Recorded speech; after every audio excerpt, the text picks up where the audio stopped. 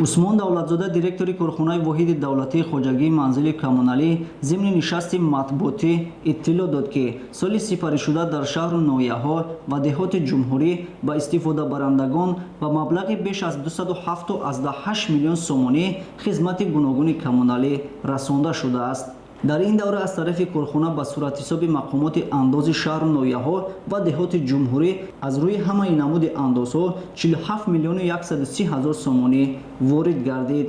зери сарпарастии ҳукумат ва дар ҳамоҳангӣ бо бонки ҷаҳонӣ аз ҷониби маркази идораи лоиҳаи рушди инфраструктураи маҳаллӣ лоиҳаи грантии обтаъминкунӣ ва беҳдошт дар деҳот ба маблағи 58 миллион доллари амрикоӣ татбиқ мегардад. мақсади асосии татбиқи лоиҳа беҳтарсозии вазъи воқеъ дар соҳаи обтаъминкунӣ ва беҳдошти санитарӣ дар деҳоти ҷумҳурӣ буда татбиқи он асосан дар шаҳру ноҳияҳои ҷануби вилояти хатлон аз ҷумла шаҳри левакан, ноҳияҳои вахш, кушониён, ҷалолиддини балхӣ, дӯстӣ, ҷайҳун ва ноҳияи восеъ ба нақша гирифта шудааст.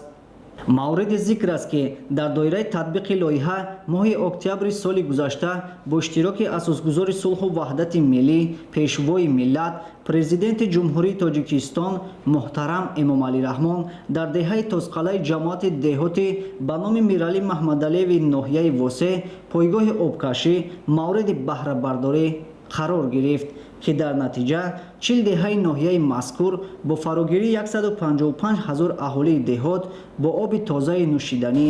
таъмин гардиданд. дар оянда бо ҳам хел